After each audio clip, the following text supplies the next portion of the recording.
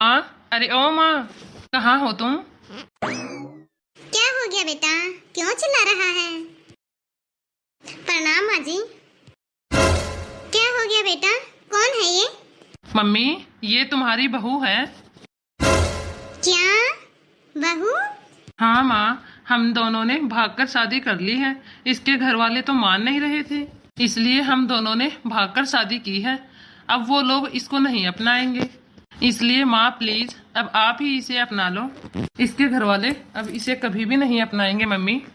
Aunty जी, अब मेरे घर वाले तो मुझे नहीं अपनाएंगे, इसलिए आंटी जी अब आप लोगों के सिवाय मेरा कोई नहीं है। अब आप ही मुझे अपना लीजिए। हाँ माँ, आप मान जाओ, हम दोनों आपको कभी भी कोई भी शिकायत का मौका नहीं देंगे। ठीक है ठीक है। देखो, मैं तुम्हें अपने घर में रहने तो दे रही हूँ, लेकिन देखो कल को तुम्हारे भाई, माँ, बाप, बहन हमारे ऊपर कोई इल्जाम लगा देंगे तो कि इन्होंने हमारी बेटी का किडनैप कर लिया है, इसको भुला के इसके साथ शादी कर ली है, तो हम क्या करेंगे? देखो, इसके लिए तुम्हें लिख कर देना पड़ेगा कि तुम यहाँ पर अपनी मर्जी से आई हो, मैं या फिर मेरा बेटा, इनमें से कोई भी तुझे लेके नहीं आया यहाँ पर। आप टेंशन मत लीजिए आंटी जी, वो सब तो मैंने पहले ही आपके बेटे को लिखकर दे दिया है।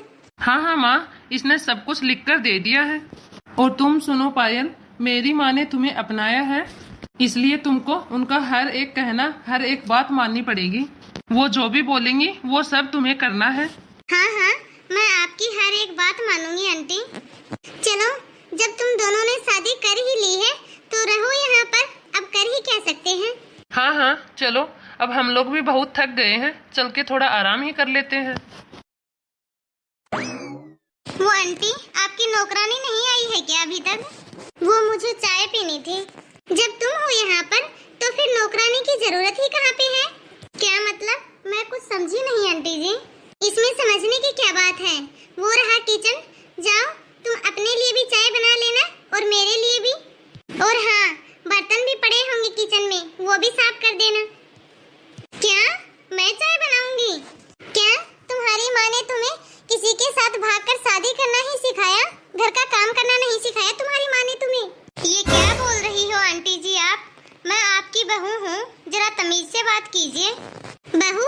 और तुम? अरे तुम अपनी माँ बाप की सगी नहीं बनी, जिन्होंने तुम्हें जन्म दिया, तो हमारी कहाँ से सगी बनोगी? अरे मेरा बेटा तो भोला भाला था, जिसे तूने अपने प्यार के जाल में फंसा लिया। तेरी जैसी लड़कियों को बहुत अच्छे से जानती हूँ मैं। अब चुपचाप किचन में जा और जाके काम कर। अरे सुनो ना। हाँ बोलो, क्या हुआ? अरे तुम्हारी माँ तो कुछ अजीब ही बातें कर रही है, और आपको पता है उन्होंने तो नौकरानी को भी हटा दिया है, और मुझे बोल रही है कि तुम किचन में जाके चाय बनाओ। अरे यार, मेरी माँ ने भी तो तुम्हें अपनाया है, तो उनके लिए तुम इतना तो कर ही सकती हो। ठीक है, अभी तो मैं कर देती हूँ, लेकिन आप जल्दी से काम वाली बाई ढूंढ लो। मैं ज्यादा दिन तक ऐसे घर का काम नहीं करूँगी। अब तुम पहले जाओ और जाके मम्मी को चाय दे के आओ। ये लीजिए आंटी जी चाय। हाँ ठीक है। और सुनो, शाम को चिकन बनेगा, उसकी तैयारी कर लेना। क्या? नॉनवेज? हाँ, इतनी सॉफ्ट क्यों हो रही हो? पहले कभी नॉनवेज का नाम नहीं सुना क्या? अरे आंटी जी, मैंने नॉनवेज छूना और बनाना तो दूर, मैंने तो आज तक नॉनवेज देखा ही नहीं है। हमारे घर में तो आज तक कभी भी ऐसा कुछ भी नहीं बना। वो सब तुम्हारे मायके में था। अब तूने मेरे बेटे से भाग के शादी कर ली है, और जब तू यहाँ पे आ गई है तो यहाँ पे मेरे हिसाब से चलना होगा। हमारे तौर तरीके अपनाने पड़ेंगे अब तुझे। आपको कुछ पता भी है? आपकी मम्मी मुझे नॉनवेज बनाने के लिए बोल रही है। तो बना दो ना नॉनवेज, इसमें कौन सी बड़ी बात है? क्या? ये सब क्या है? आपने मुझसे शादी से पहले कहा था ना कि मैं जैसे चाहूँ अपनी लाइफ जी सकती हूँ। तुमको ये सब नहीं करना होगा, और अब तुम ही मुझे ये सब करने के लिए कह रही हो। हाँ तो फिर क्या हो गया, घर के काम करने के लिए ही तो बोला है। अच्छा, तो तुम मुझे ये सब काम करने के लिए ही लेके आए हो क्या? तुमने मुझसे कहा था कि तुम जॉब कर लेना, और मुझे जॉब करनी है। मैं तुम्हारे घर के कामों के लिए नहीं आई यहाँ पे, अब मैं जॉब करूँगी। मैं क्या पागल हूँ? मैं तुझे पागल दिख रहा हूँ क्या, जो तुझे जॉब करने दूंगा? जब तुम मेरे साथ भाग सकती हो तो तुम किसी और के भी साथ भाग सकती हो। कितनी गंदी सोच है तुम्हारी। मैंने तुम्हारे साथ शादी करके बहुत बड़ी गलती की है। मैंने तुम्हारे साथ भागकर बहुत बड़ी गलती की। अब इस गलती को सुधारने के लिए तुम्हारे पास कोई भी रास्ता नहीं है, इसलिए चुपचाप किचन में जाओ और जाके नॉनवेज बनाओ। नहीं, मैं कभी नॉनवेज हाथ भी नहीं लगाऊंगी। तुमने मेरे ऊपर हाथ उठाया। अभी तो एक ही थप्पड़ पड़ा है, और यदि तुम चाहती हो कि दूसरा थप्पड़ ना पड़े तो चुपचाप जाओ किचन में और जाके किचन का काम करो।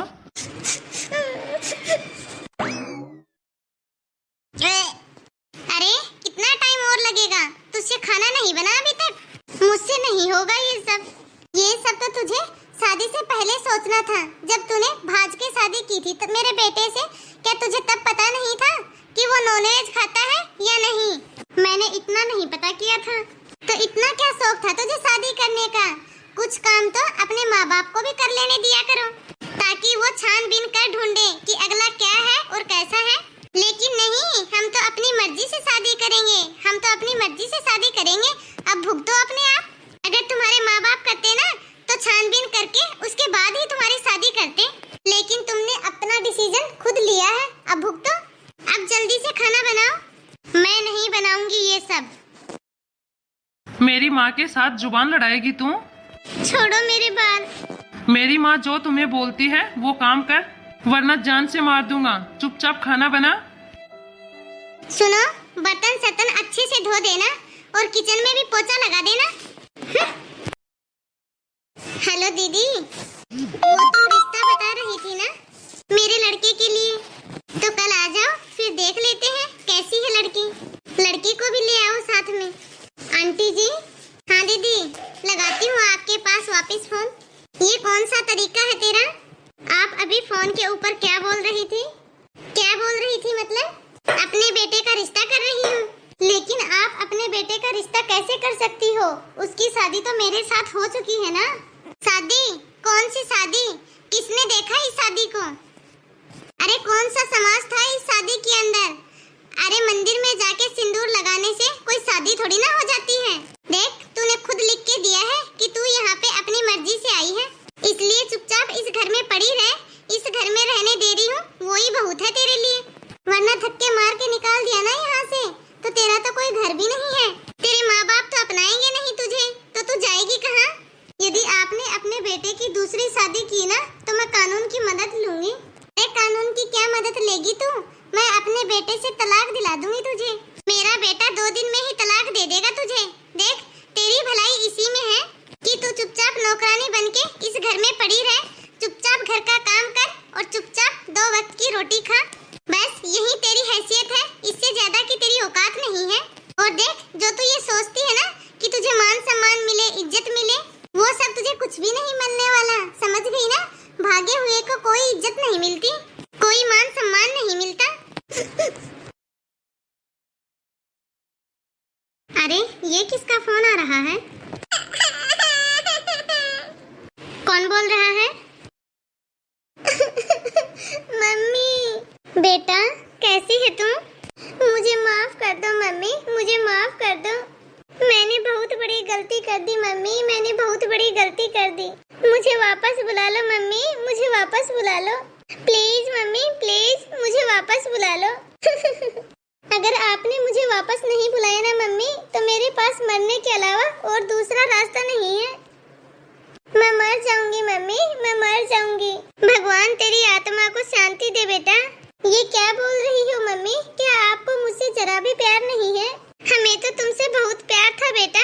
तुमसे प्यार था, इसीलिए तो तुझे 9 महीने तक अपने पेट में रखा, तुझे पाल पोस के बड़ा किया। तेरे पापा ने तुझे पढ़ाया लिखाया, पर तुझे हमसे बिल्कुल भी प्यार नहीं था बेटा। तुम्हें हमसे प्यार नहीं था, तभी तो तुमने हमारे बारे में सोचा नहीं और चली गई हमें छोड़ के। हैं? बता, एक बार भी नहीं सोचा तूने हमारे बारे में। मुझे माफ कर दो मम्मी, मुझसे बहुत बड़ी गलती हो गई। एक मौका दे दो मम्मी, मुझे अपनी गलती सुधारने का, बस एक मौका। नहीं बेटा, जब तीर एक बार कमान से निकल जाता है ना, फिर वो वापस नहीं आता। मम्मी, आपको मेरा जरा भी ख्याल नहीं आ रहा। हमें तो तेरा बहुत ख्याल था बेटा, लेकिन तुझे उस माँ का जरा भी ख्याल नहीं आया, जिसे 9 महीने तक तुझे अपनी कोख में रखा था। उस बाप का ख्याल नहीं आया जो सबसे कहता था कि मेरी बेटी मेरा अभिमान है। मैं तो तुझसे एक ही बात कहना चाहूंगी बेटा कि अगले जन्म में मेरी बेटी बन के मत आना बेटा।